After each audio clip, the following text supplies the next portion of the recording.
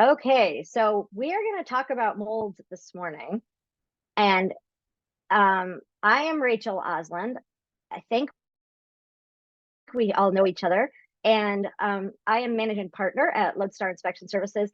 And mold is one of the things that I have wanted to talk about because it's so scary for so many people. And it doesn't necessarily have to be, but I feel like there's so many gray areas that if you know a little bit more, it will help you be able to better explain it to clients, even in your own house. It'll help you.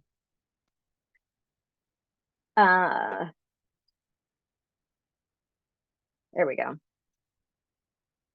So do you ever just get that feeling when someone wants to do a mold test and they ask you about it and your whole head, Rick is nodding strongly yes, where it's like, please, can we not have this one thing?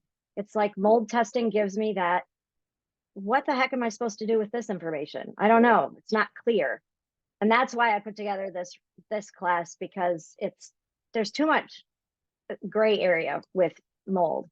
And I'm going to tell you why.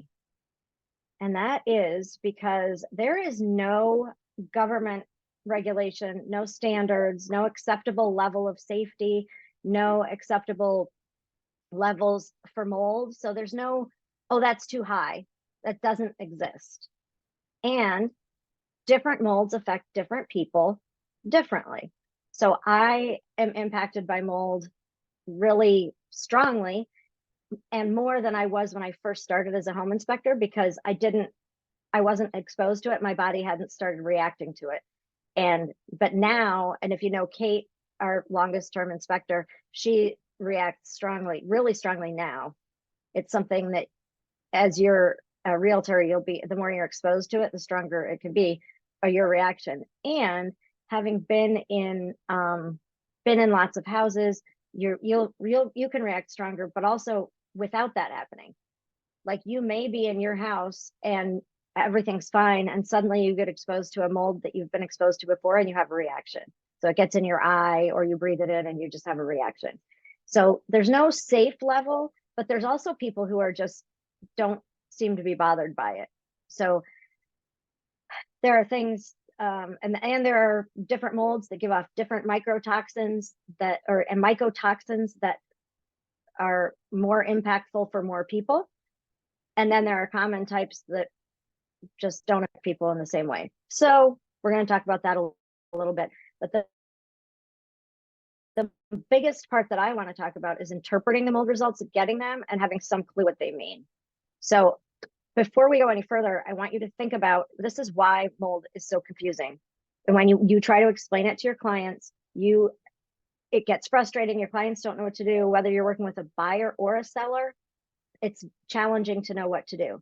So, and please put your questions in the chat or raise your hand. We're a small enough group that I can see everybody at once, and I can answer if you have a question or something that you want to add to it. This class is going to be important and valuable for you just from asking your questions and hearing what other people ask. Because if other people have the question, your clients or you probably already have it. There's no other test that your clients will request that's going to have a gray area in the results. Think about it. If you test for asbestos, if you've never tested for it, you test for it and it's either there or it's not. And they'll give you percentages of different types of asbestos, but it doesn't matter. If it's there, you have asbestos. That's asbestos. When you have a termite inspection, there's termites or there's not, or there's evidence of treatment having been done. Very clear. When you get a radon test, it's super clear. We tested, it's 3.9.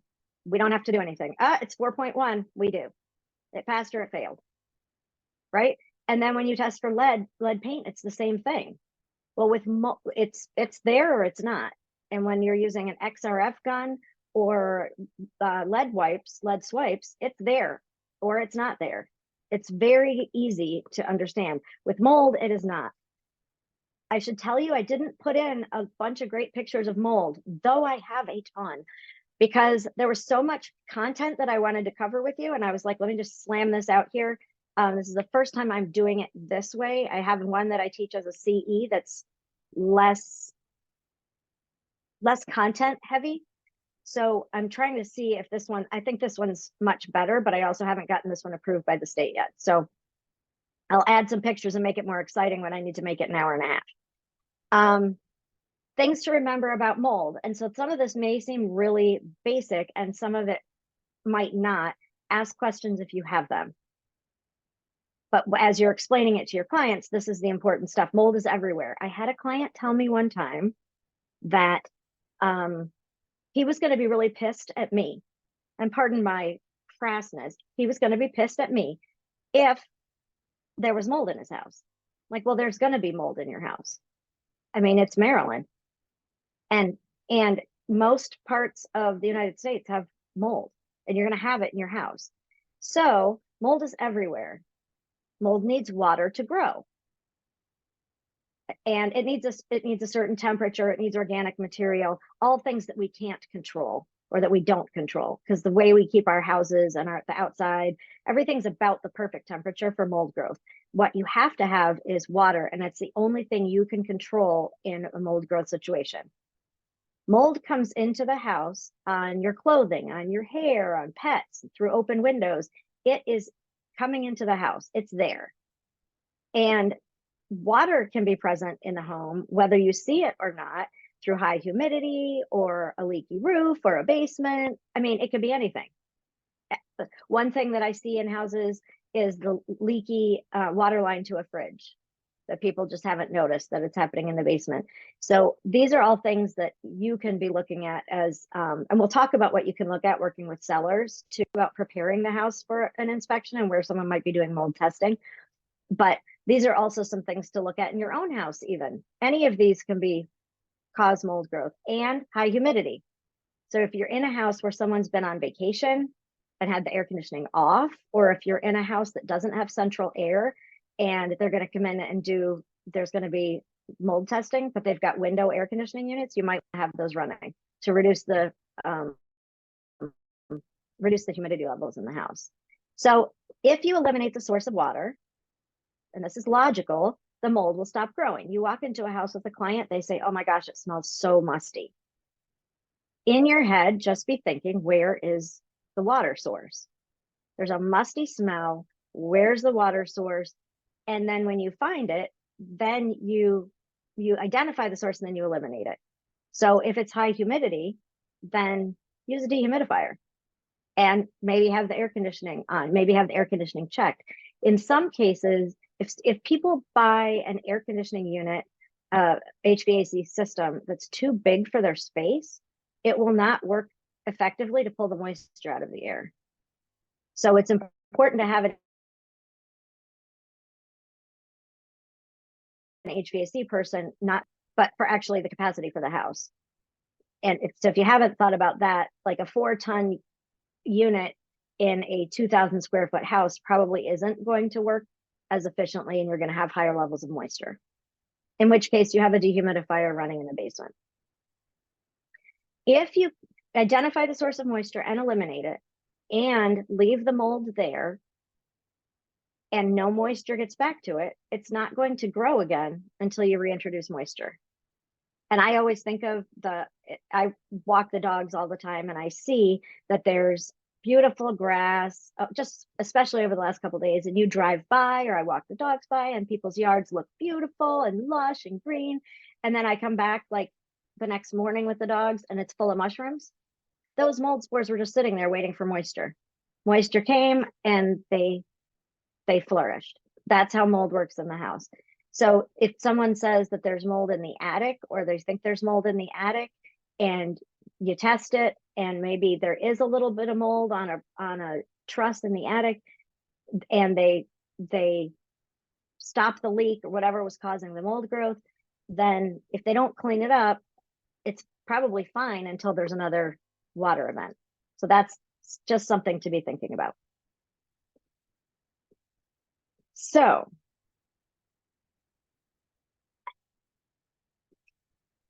this is why it's the reason it's all confusing about mold is because there's no measurements. There's measurements, but there's no set standards. So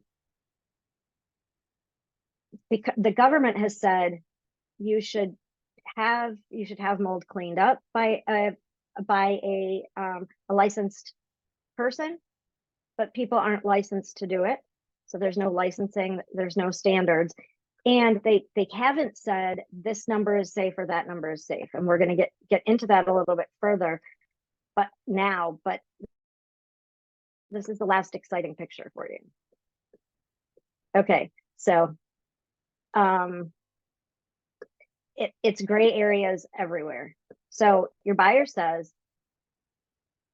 and I am kind of rushing through these because we're going to get to a couple reports, and I want to have some time to look at those together. And then there will be questions for sure. And I'm committed to you being on here an hour maximum. Okay, so we are at when is mold testing recommended? So you've got a home seller or a homeowner who's been in their house for a while. They may call you and just say, I think I have mold. Can you recommend someone for me to talk to? I need to get someone in here to fix it because my shower leaks. And I get this call all the time. And while I could make money and just go out and test and say, yes, this is mold, a lot of times it's not necessary in a house where someone is already living there. So if you, and we're all adults, so I'm assuming, so except for the little ones running around at Katie's house that I could see, we could see there's, Phoebe's probably got someone right there too. We know what mold looks like. We're adults, we've seen it. And if you see it in your house, basically you can clean it up. And you could end the source of water. It's usually not a big deal when you're just a homeowner. Your shower leaks, you stop the leak, you get a plumber in there, they fix the leak, stop it, and you clean up. When it matters to have the testing the most, and I'm not saying don't ever test if you're a homeowner, I'm just saying it's not as necessary when you know the source and the cleanup situation. When a home buyer goes into a house and wants the house, and they see something or smell something or want peace of mind mold test, then you're testing because you need to be able to prove to the seller that it is mold, that what has been seen is mold, or the musty smell actually does have some mold in the air. Like that's what has to be proven to the seller, because the seller isn't going to do anything about anything unless you actually have proof. A home inspector should never call anything that looks like mold, smells like mold, tastes like mold. They shouldn't be tasting it. But that they should never call it anything but potential microbial growth, potential fungal growth, because it is, if we can't use the 4-letter word mold. So potentially it is a microbial or fungal growth, and it seems so dumb, but it is splitting hairs. Basically, it's potentially that, but I don't know. And I've tested places where it hasn't actually been mold when it looked like it, and I really thought it was, and there'd been a water event. The term water event is used instead of leak or flood because water event encompasses the shower leak, the toilet leaked, the basement flooded, any of that. It's a water event. So that's where that term comes from, and that's what I'll use going forward because it just makes it easier to cover everything. So when would a buyer or seller test? And you might do this as you're doing a walkthrough, as you're doing your listing presentation, or before you go through, just to get an idea of what's in the house. So if there's evidence of a water event, something happening with water before, you are going to want to test, unless the seller can say, oh yeah, that was a leak and I had it cleaned up, or this happened. You've been into a house, I'm sure, where the bathtub or the shower has leaked and you see the stain still on the ceiling and you're like, what's this? And they say, oh, that's from 15 years ago. We moved in and the toilet leaked and we just never painted the ceiling. Fine, paint it now before a buyer comes in. And a home inspector who's going to go, hey, there's a stain on the ceiling. I don't know if it's old or new. So things to think about. You might test if there's a musty smell in the basement, commonly found in the basement. It can be anywhere in the house. Consider too, if the house has been closed up for a while, it might have that musty smell, especially in the summertime, simply because if it's been closed up with no air conditioning, that can allow mold to grow. There was a house, and I'll never forget this, going in, they had the air conditioning off while they were traveling. We came in to do the home inspection, and there was a layer of green buzz on all the furniture and everything. And it was like, yes, you have to keep that on. Maria's trying to eat. No, sorry, I'm going to ruin every meal for you. Um, and you could totally eat. It's breakfast time. I'm impressed that you all are on camera, so thank you. And if you're not on camera, that's totally fine. But chill, this is breakfast time and relaxed, casual learning time. So, but I'm going to ruin it with stories about mold.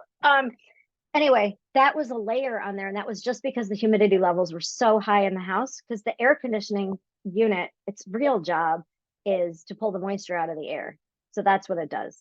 And if you don't have it running because you are on vacation or something, you don't have to have it at 65 while you're on vacation, but just have it on at 80, just have it to take off the edge. Peace of mind is one that a lot of people ask for. And it's people coming in and saying, I've just got allergies, or my parents had a house that was taken over by the black mold they saw on Dateline or, MSNBC, saying black mold's going to kill your kids and eat your dog. That was in my mom's house. So now I'm scared of it. I want to test. So that's fine. What I discourage is if a buyer just says, I want to get mold testing, and they don't really have any sense of what it is. So I'll say, yes, we can do that, but we can also wait till we're at the inspection and see if there's something we see, or see if there's a reason. You can say you're interested or have concerns in mold or interested in testing, and not get it done at the inspection because you don't see anything that warrants it, unless you just want to test, which is absolutely fine. And I, like you, am never going to discourage someone from testing because for liability purposes. If they want to test, we're going to test. But I do educate them first to say, we haven't seen anything, we haven't smelled anything, we haven't seen any evidence of prior water events. So we can do a peace of mind test, and that's great. And I don't see anything, just to give them some background. And you can say the same thing to them, just never discourage them from testing, because you don't want to take on the liability of telling them not to do something and then they have a problem later. Also, logical, test if you see mold, because you can't say it's mold, and the home inspector can't say it's mold until it's actually tested. So if you see something that looks like mold, then that testing is actually going to be done a specific way. And that is going to be using a tape sample or a swab sample. So when you're testing the air, it's doing an air sample. There's an aerosol, and it's got a little slide inside, and it sucks in the air. The air, it's attached to a pump. The air goes in. Whatever's in the air attaches to the slide, and that gets measured and counted at a lab. With a swab or a tape sample, it's a long Q-tip, or literally a piece of tape that you put over what's visible, and then you put on a slide, and the lab takes that and count the spores that they see. And that is called a bulk sample or a swab or tape sample. And both are useful. However, you can use the bulk or tape or swab sample. You can do that if you don't have visible mold. However, you're kind of taking a stab in the dark because you have no idea where to test. If there's nothing visible to test, you're kind of just, well, I'll just do this windowsill or a wall. That doesn't help you as much as if you see what looks like mold somewhere and multiple colors and lots of fuzzy stuff. You could test that physically because you could see it, and it's easy to see where you're testing, and what might be going on there is usually relatively clear. There are two molds that, as you're testing them, this comes up a little bit later, but I'm just going to bring it up now. There are a couple molds that are super light and easily become airborne. Mold spores become airborne, and that's what gets tested and lands on the samples for the air samples. There are some that don't easily become airborne because they're very heavy and dense. And those are the ones that people call the black mold, but this is the horrible one. There are a few 2 or 3 that are like that. They produce more mycotoxins, so more people will have an adverse reaction to them, and they require more water to grow. So if you see some mold that's black and fuzzy, it's probably not one of those that is the produces the most mycotoxins. Fuzzy ones are lighter, usually require less water, are evidence of historic mold. Maybe a water event happened a long time ago and the stuff's just sitting here, or high humidity, that kind of thing. You sometimes see it on the joist in the basement when you look at the floor joist above you. Sometimes that you see a little fuzzy stuff there. That's one thing. But when you see slimy, black, heavy, take a bite as I say this. I can't believe that. I was like, she's not eating good. And okay, slimy black, I'm so sorry. The slimy black mold, and I started saying it right before you did, Maria, so I'm so sorry. The slimy black mold is slimy. It's the heavier spores that have difficulty becoming airborne. So you don't need very many of those spores in the air for us to become concerned. Now, there's still no level of safe or unsafe. However, it's something that we're going to be looking at, like, okay, we found a few of these, like 5 of these. What's going on? Where did this come from? And that can come really from something like the garbage disposal, the sump pump or sump crock being open. So there's no cover on it, or there's a cover, but it's got the big opening in it for the pipes. The moisture in there can develop into some of those higher mycotoxin producing molds. And that's something to be aware of. And we will get into that, into how to prep for an inspection for your cellars. But those are things like that is going to take a lot of water to grow. So if you've got those molds, then we're looking for a pretty significant source of water. And that could be, some people on here were in business during the 2008 housing bonanza issue, rather than collapse. I'll call it bonanza. It was not so great. There were a lot of foreclosures, and in those houses, several of those houses, the water lines were not turned off. They burst when they got cold, and then the water was pouring out, and then it didn't stay cold very long. And then some nasty black stuff started growing because the water just kept leaking in there. It was a significant amount of water, significant growth. Those spores were the heavier type, and the mold that we could see was slimy. And some of those houses, to inspect, then you needed to have a respirator on to go in there. And those were the ones that banks were saying, enter at your own risk, must wear a respirator, or you can't even go in. Oh geez, I didn't even touch on this. With the swab sample and the tape sample, and pardon me for getting off track here, but it's so exciting to me. I just love talking about mold. And having all of you excited about mold is really great. So with the swab sample and tape sample, you can just take that, and that stands alone. We can look at that and see, this is what's here in space right now. This is mold, or this is not mold. And it'll say present or not detected. Pretty clear. When you do the air samples, the results are not dependent on just one set of samples. It's outside and inside samples.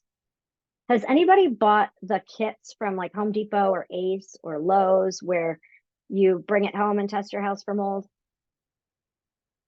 Okay, so you can buy these kits, you bring them in your house, you put it on your kitchen counter or your bathroom counter, wherever you think there's a mold problem, and then you leave it there whatever period of time it says to. All the mold that's in the air lands on a representative sample of the mold that's in the air lands on the slide or on this petri dish, and then after a certain period of time, you close it up and send it to the lab. That is representative of what's in the air in the house. And we already know that what comes in the house on the dogs, the us, on our hair, our clothes, our shoes, all that stuff, open windows, all that comes in. So there's naturally occurring mold in the environment. that mold has to be taken into account. Like that's naturally coming in. So of course that's going to show up on the Petri dish.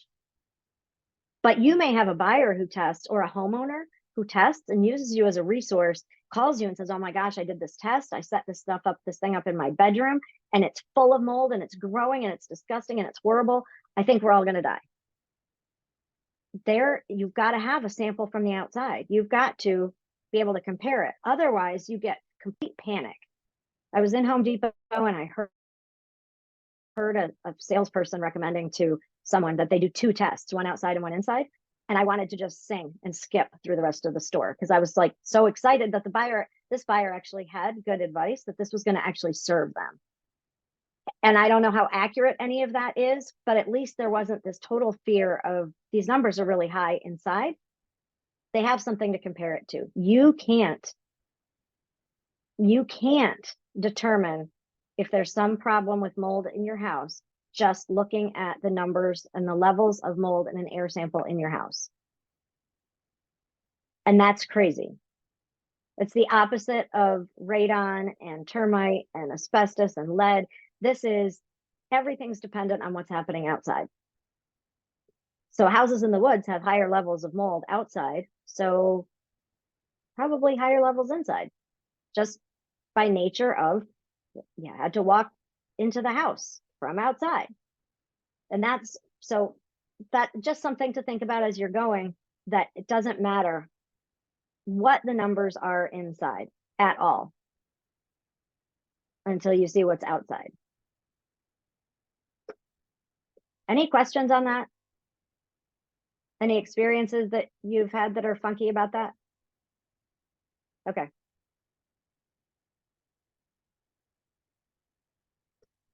I'm trying to advance my screen. We're going to look at a report now. There we go. Okay. So this is a typical radon, or no, it is not radon. The typical mold report. And I'm going to just go over it with you. You don't have to understand it fully, but just getting an idea of what's coming at you when you get this so that you can even explain to your clients, don't worry about it. We'll have the inspector explain it to you. There are just multiple parts of it. I just want to give you, I've highlighted some of the major parts, the parts that are going to draw your most attention. So what we're looking for is very basically, if the mold spores inside are the same types of mold and the same levels or lower than what's outside, then it's likely not originating in the house. So in this scenario, what we find is that it's likely not originating in the house. It's just likely what's coming in on people's clothing and the pets, the hair, that kind of thing. So if ever there was a argument for taking off your shoes and or kids changing their clothes after playing outside, mold testing is it, because we see how much just comes in. It's natural. It's just the way it is. Not that I ever did that with my kids, but sometimes I leave my shoes on when I come in. Just a reminder that can be that one way to also keep the levels lower.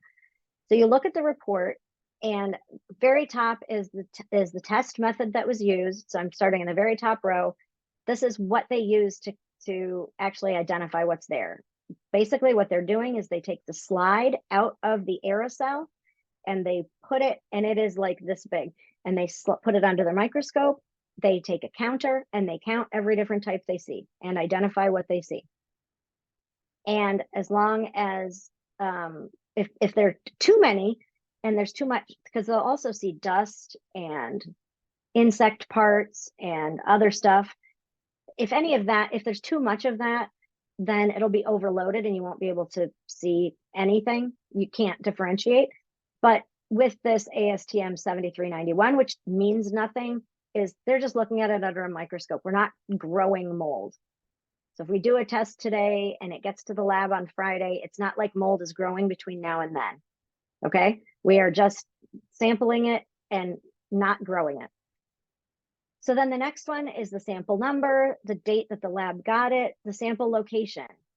So there should be an outside location, or if it is raining outside, it should be right inside the house where the where people enter the most. So if everyone usually goes in through the side door, then you would be measuring the air right outside the side door if it's not raining, or right inside the side door if it is raining, or in the foyer in the if it's raining or snowing, because you're just not going to get what's happening outside because the mold spores are just being held down by the weight of the moisture.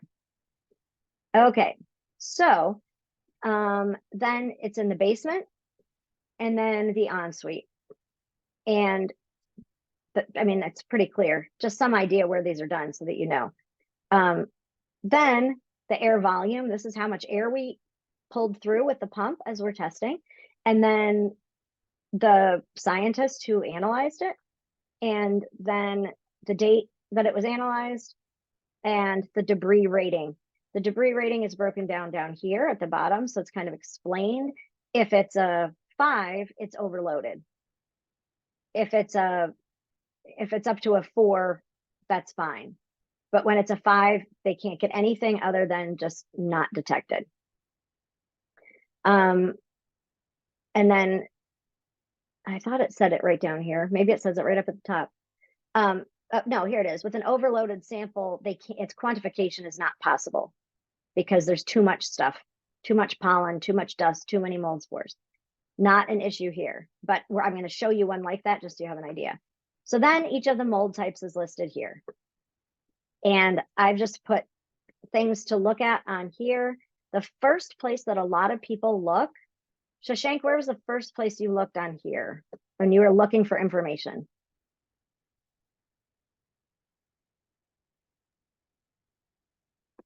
Idea. Pardon? I have no idea. Okay, awesome. Did anybody, Maria, did you have a place? I kind of just like look down to the bottom right, like looking for a total or a rating or something. Yes. And that is what, I mean, that's what you would look for on a radon report, right? Or a lead paint test or anything else. So with this, those totals are actually kind of misleading because the totals don't matter, but I highlighted them because that's where most people look, and I want to just address that right away. And this is, so thank you for having the answer that led right into this. These are the totals of everything found in that sample. And it doesn't matter because if say this ascospores at 1100 outside, if it were 3000 inside, it wouldn't matter that the total was less than outside if this one mold was much higher than outside. And I'll show you that, but does that make sense, or did I explain it too quickly? Okay, anyone? Bueller? You're Can saying can you total? say it one more time? Yep, absolutely. Wait, and Maria, were you gonna say? I was just gonna try to reiterate, like you're saying the Yeah. total is all the different types of mold, obviously, combined, but that doesn't tell you like the percentage of one being really high versus not. It's just like literally the total number. So it doesn't tell you a lot. Exactly. Yep, exactly. So Jessica, what we're looking at, well, everybody, because I went quickly, but this total right here is 20,000 spores altogether. And this one is 4,000. If this number is lower than this, it makes no difference really from a what mold is in the house concern. Because if this was 4,000, if all the mold was this type, and it's so much more than outside, that still tells us there's a problem, even though the total level is lower. It's mold to mold to mold. So each of these has to be compared to this. And usually when you do a mold sample, an air sample, you do 2 inside and 1 outside. You can do more inside, but usually it's 2 or more. In some cases, it's just one. One I'm going to show you, there's just one, but you want to have you've got to have something to compare. And I'm going to show you that next. But this one, we don't have a problem to worry about something that's originating in the house. But if you look at, so we'll just look at these ascospores, very common outside. Aspergillus penicillium-like are so similar that they just clump them together, and they didn't find any. Those are the most common ones that you find everywhere. Those are all over the place, and there are very few of those outside, and there are some in the ensuite. My guess is that it's related to someone leaving a towel hanging up in the bathroom or something like that. That's that there's even any there, since there's none downstairs, there's none outside. Basidiospores are interesting because they are usually found outside. And so you don't usually find many of those inside, but when you do, a lot of times it's related to the wood that's been stored in the house for a fireplace.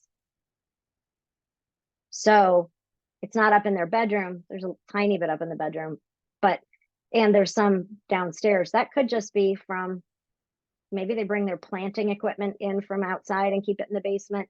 Maybe they have, and maybe they have a fireplace down there, a wood burning with a wood burning fireplace. That could be it too.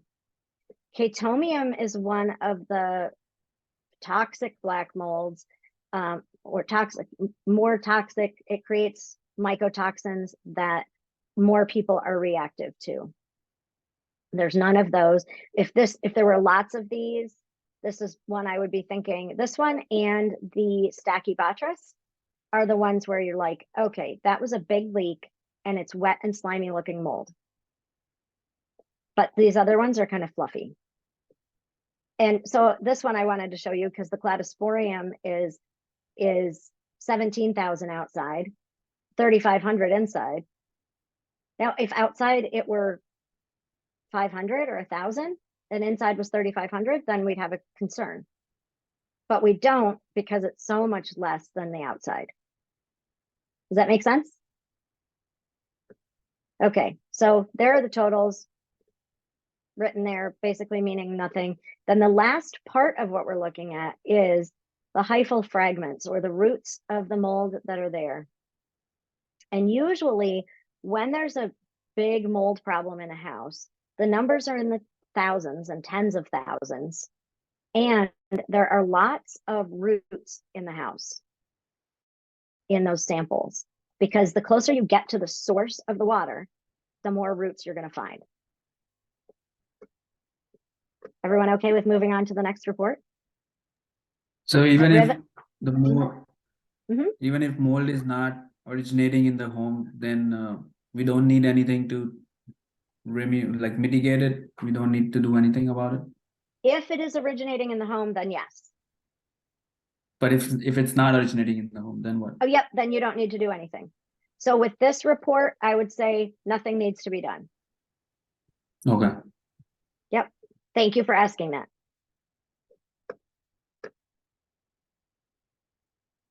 And I'm counting on you to ask these questions so that I can add that information into these, so that I see what I've missed in recreating this class, but a little differently than I normally do it. So thank you for being my guinea pigs. Okay, so now this is one that just has two samples, an outside and an inside. And if the mold types are different inside the house from outside, and or the number of spores is significantly higher inside than outside, the mold is likely originating in the house. So we're going to look at this report and see, first of all, these are parts you don't have to look at up at the top, the test method and all those things. Sample location, the front porch and the unfinished basement. The air volume, who the scientist was, and then the debris rating. So it's below 5, so that's good. And remember, there is a key down here that gives more information. And then there's another set of mold guidance that breaks down each of these different types of molds. And I can email that to you as well. Would that be useful? The guidance page? Okay, I'll send that out afterwards too. So you'll have that and you can use that as a reference. We send it out with the report, but also it's nice to just have as a reference, as a resource, since the internet has so much information, it's hard to get through it all to get to what's real. Okay, so here we go. We are in in this report, we see Aspergillus penicillium. There's none outside, but look how much is inside in that unfinished basement. And look at the basidiospores. These are the ones that are found outside. These are usually found on the firewood or other outdoor organic matter coming in. It's 270 outside. And do you want to know what this stuff means? As a brief overview? Okay. Thank you. Thank you, Katie. So this, basically what these are is, they're looking at how many times these items were magnified. So this is, they have the magnification set at 630 times on the magnifying glass with the slide under it. And then they count what is there, and they actually counted 4 spores. And then what they did was they multiplied those 4 spores times the volume of air that we used, which is this 15 up here, and how many minutes we ran the pump. And then they come up with 270. So they didn't count 270 spores. They counted 4 and went, okay, based on our calculations, if we extrapolate out for the whole space, then 270 is the number. And same in the basement, they counted 17. And to extrapolate out, then it was 1100. Is that helpful? Okay, so just, and your clients will probably get caught up in the minutia of it, and don't feel like you have to remember this. I am happy to explain mold reports from any company, from any lab. Just send them to me first so that I can have a chance to look at them before I have to talk to somebody. But and I'll want to know the situation in the house, because as I'm going to show you on the next one, it also depends on what's happening in the house. The mold report, while these numbers by themselves can't be used on their own, this report itself can't be used by itself. So we do mold testing, and I have this report. Shashank, I don't know exactly what's going on. Like you said, do I remediate or not? I don't know what's going on in the house. So I can't really say. I need more information, and that information comes from the site review, which is why having the home inspector who does the inspection do the testing, if they do it, is really useful, because we can give that information. We can say, this is what was happening at the house. And we're going to get into that more about, as I talk about how to prep your listings. That will be helpful. So remediation is necessary here. But remember, your client is going to say, and you might have said it before this morning, so is that safe or not? Right? So, and please stop me if I'm talking in circles like a regular home inspector about this, because I'm trying to make this. I did this with my business partner who just does lead paint. And he's like, it makes no sense. Just, do I have to do something or not? So he's been working with me to get this as clear as possible. If it's not, I need your help. So thank you. This mold remediation needs to be done. Mold is originating in the basement. So now where is it coming from? And that is where the site visit happens. We were there. While we were there, we saw that the carpet was wet around the sump pump, and the sump pump, and these are low enough that I wouldn't think it would be a sump pump leak into carpet, and then it was just left like that for months. But 5,200 is probably 2,700. Those are numbers that make me wonder what happened, that there was a water event. What's going on? But it's not the Chaetomium, and it's not the Stachybotrys. So it makes me think that it's not a really huge water event that's ongoing. It could, there's something what happened, but it's not, you're not going to see the wet, slimy stuff. And then you see this too. This is just other random stuff in the air. Smut, myxomycetes, preconia, and rust. Doesn't it make you want to cough or use an air purifier? Like COVID was bad enough, but can we not have smut? Okay, then of course the next part that we look at is we look at the totals, which mean nothing. I mean, here they're indicative of, they're accurate. We do need to remediate, but we know that that's not always accurate. But we look at then at the fungal hyphal fragments. There was one outside and there is none detected in here. So maybe we weren't very close to the source of this. So maybe in the unfinished basement, we tested in one area and it's actually at the back. And if we tested closer to the whatever, that is where the water event is, we'd have higher level of hyphal fragments. But we've got to know, because we've got to know the situation. We've got to know what the house is like, what the property's like. This is also really important if you work. Does anybody work with landlords or tenants? Okay. If you do, this is where I spend a lot of time educating property managers about this so that they are able to better serve their clients who sometimes do and sometimes don't actually have a mold issue. So I'm a resource any which way you need it. And if I don't have the answers, I can connect you with this guy. Oops, I'm on the wrong page. So Kevin Barnaba is this guy down here. He's the scientist who did the first report that I showed you. His name was up here, but he is in charge of this lab, and he will talk to anybody. He's about as excited about mold as a person can be. So he can explain things too. If I don't know, he explains things to me and helps me find ways to explain them that will be useful.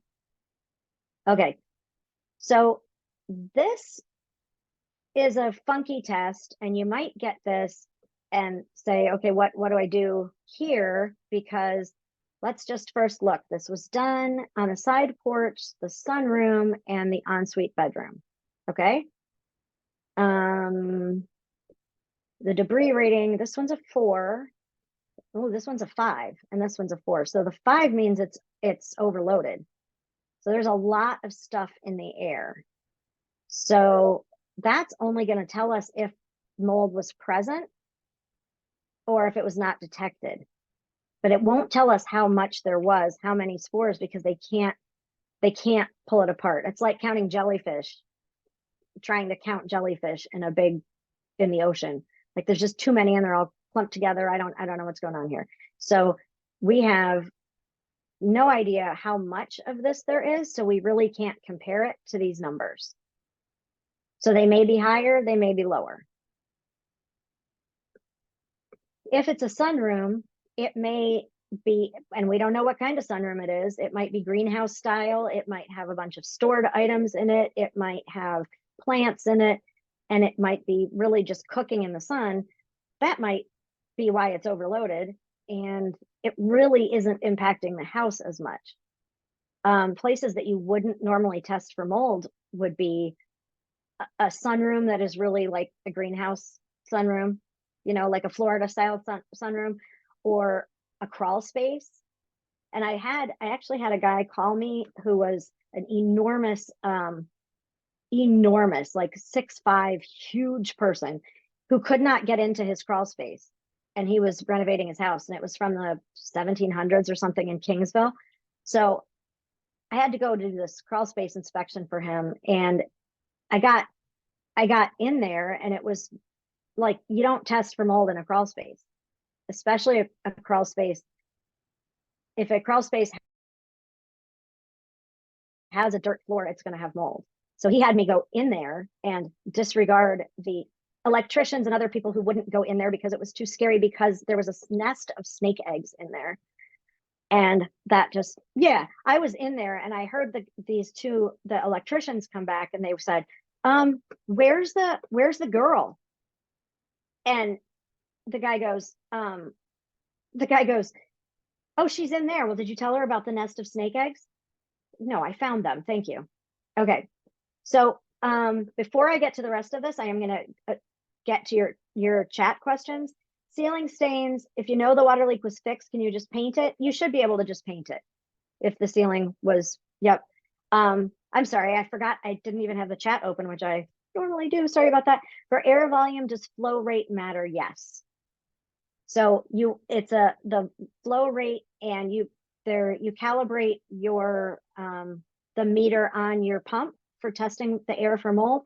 Calibrate that to make sure that you're using the right volume, and then so it's pulling at the same volume and the same period of time.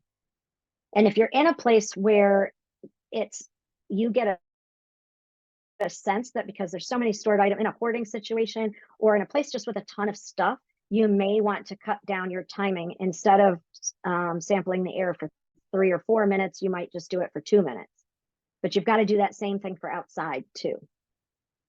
Does that make sense? Yeah. So are we talking like liters per minute or like milliliters per minute when you're getting a sample? This is liters. So, okay.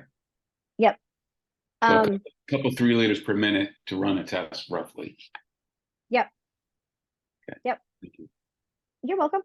And then the debris rating is, I think we covered that. That is just how much stuff is actually on the slide.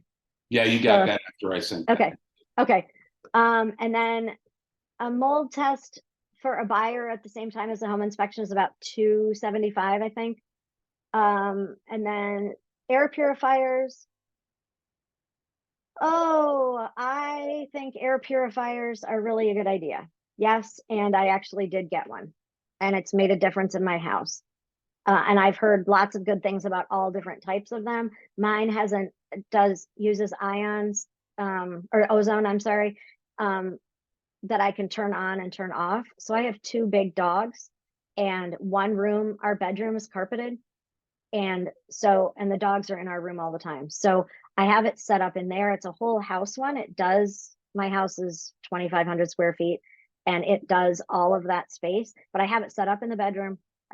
We have it set up in the bedroom, and I'll put it on the ozone for a little period of time just to really get any smell out. And then the purifier works most of the time. I don't want the ozone on all the time because that causes I get an upset stomach from it.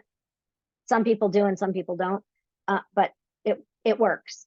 So I would say read reviews. I've heard from different agents who've gotten them about different ones.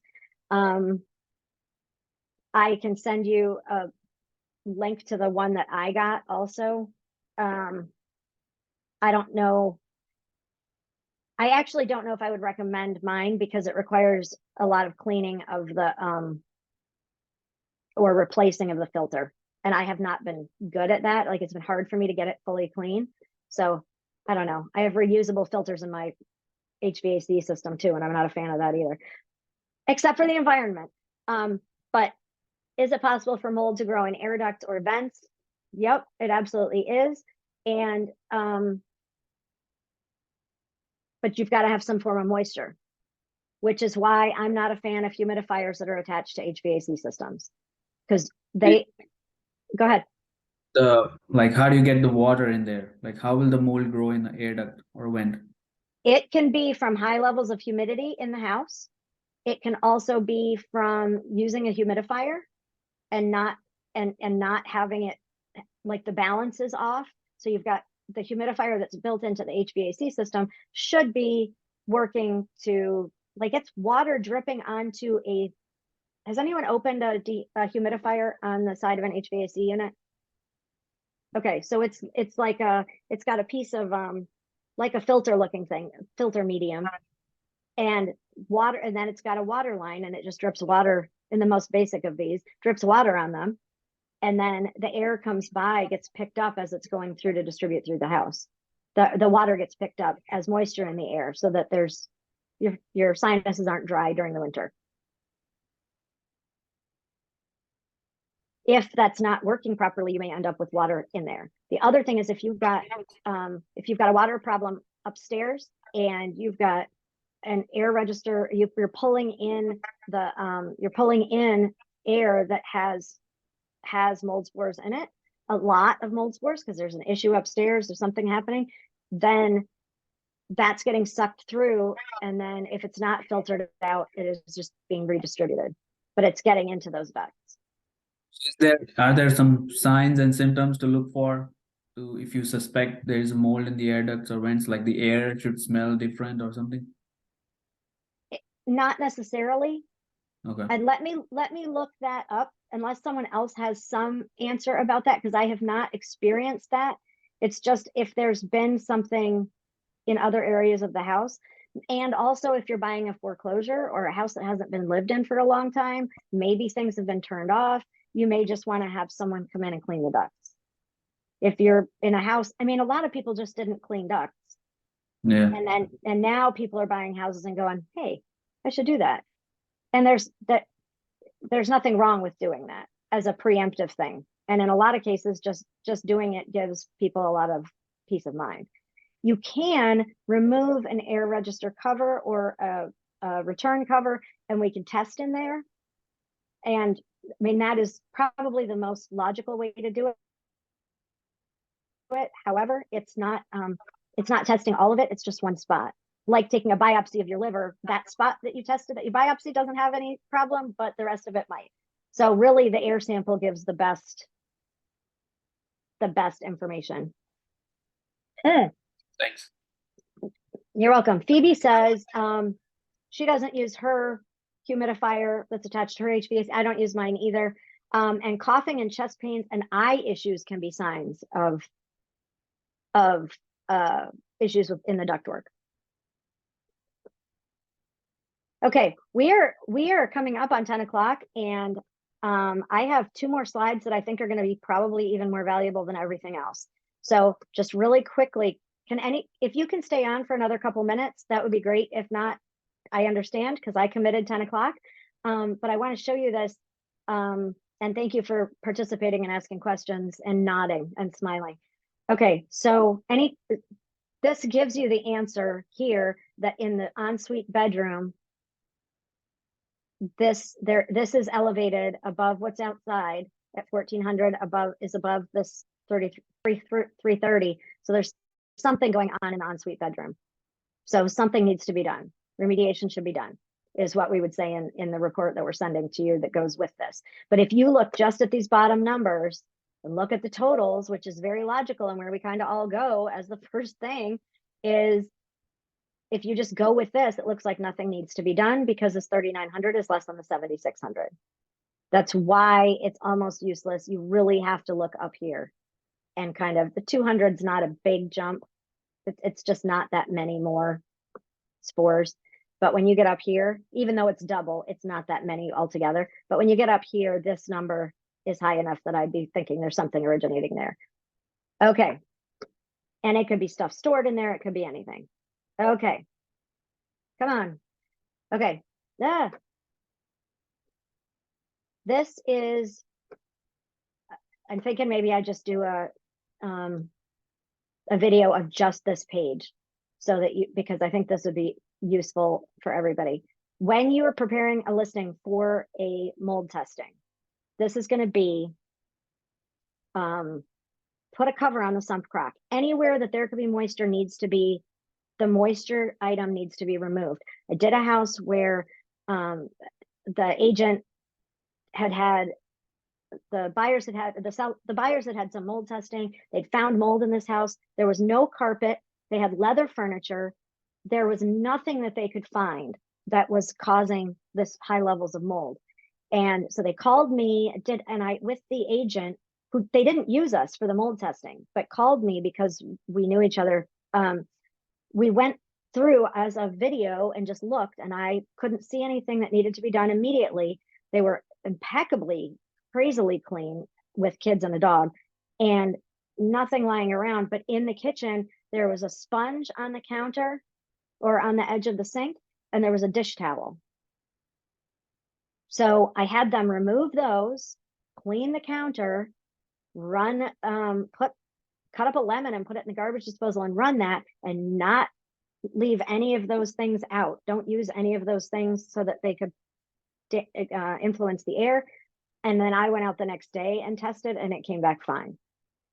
So think about it. Anything, if you just, I don't know, kids' sweaty uniforms, towels from the pool, all in a pile, Your husband you cut the grass and take your grass cleaning clothes and put them in a pile and you're going to wash them. Mold will start to grow on those.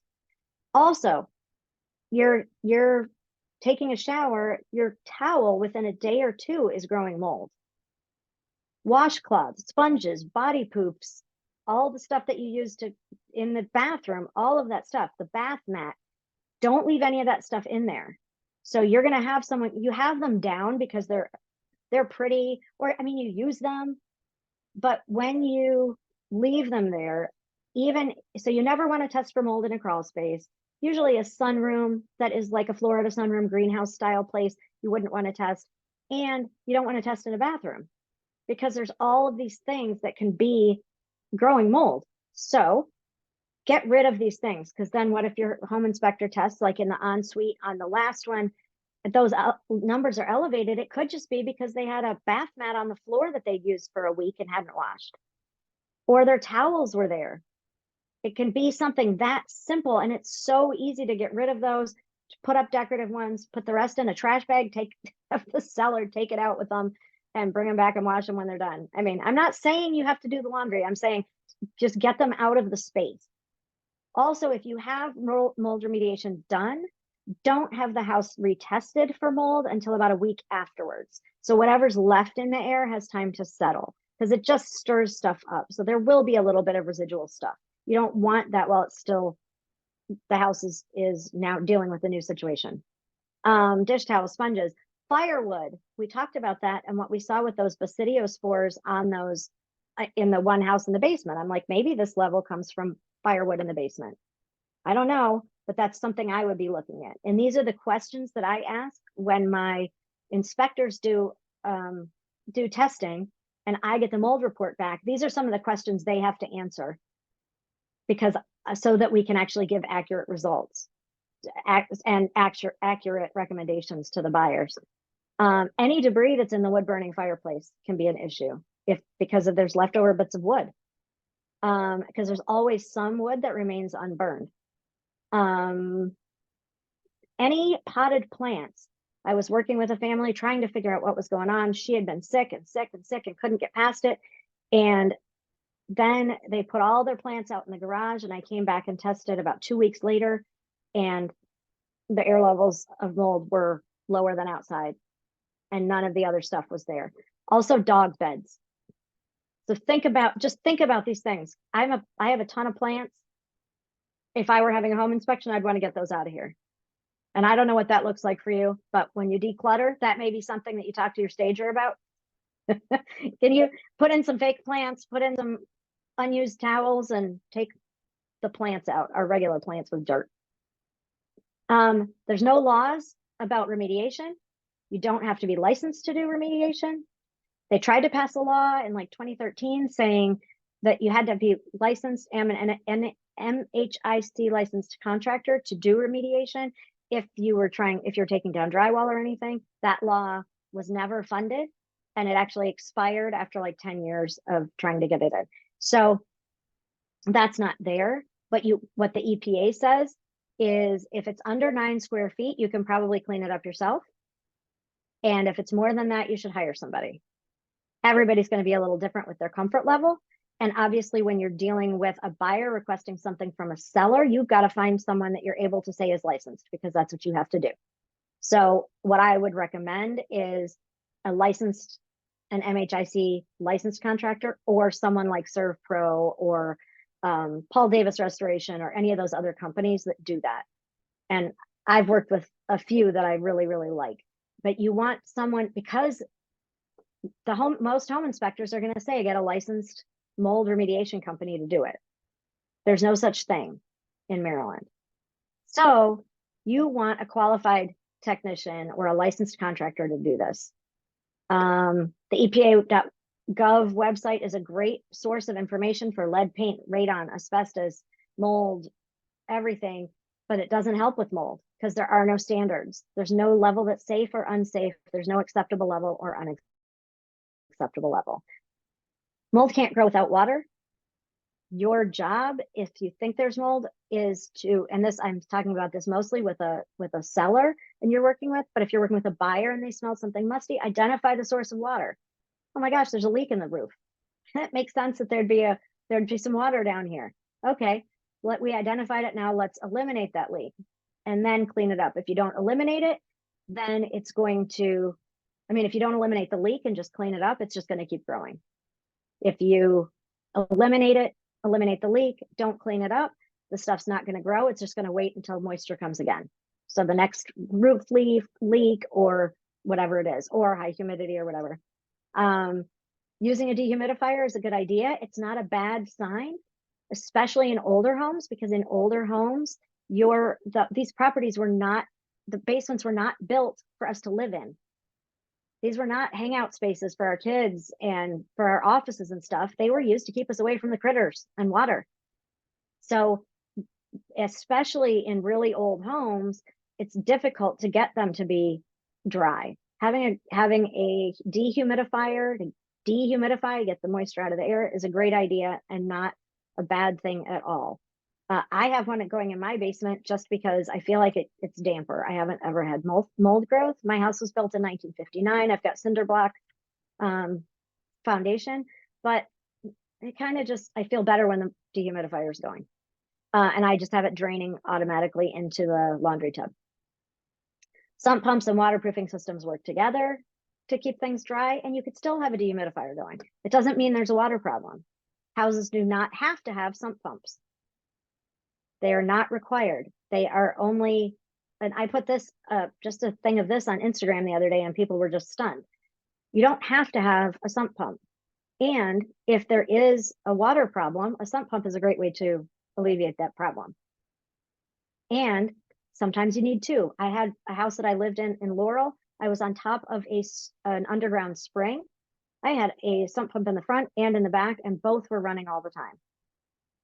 So it's not a bad thing. If you don't see evidence of water in the basement or whatever level, the bottom level, and you don't have a sump pump, it's not something to worry about. But I do know that buyers can get nervous about that. Ask for a warranty if someone's had waterproofing done. The inspector will usually point it out. So if you're not clear on what that looks like, ask and come on a training with me. I do these mock home inspections where we go to a property. That sign up is also on the sign up where you signed up for this class, but you can go to that and I'll show you what some of that stuff looks like. And then after you've had remediation done, then wait about a week to 10 days before you have any clearance testing done. But any good company should be doing clearance testing without you asking them to. Clearance testing being, yes, we got the levels down to lower than they are outside. Make sense? Okay. Any questions? Okay. Well, thank you very much for being here. I really appreciate it. It was great to meet you and see you. And if you have questions, I'm going to send out a little survey just asking if there's anything you think should have been in here, would have been helpful to have. Other than going over by 11 minutes, I really appreciate your patience and being on over. But if you just anything you could think of that would be helpful for you or for other people learning this would be really appreciated. So thank you. Or call me or text me. You don't have to do in that. Thank you for being here.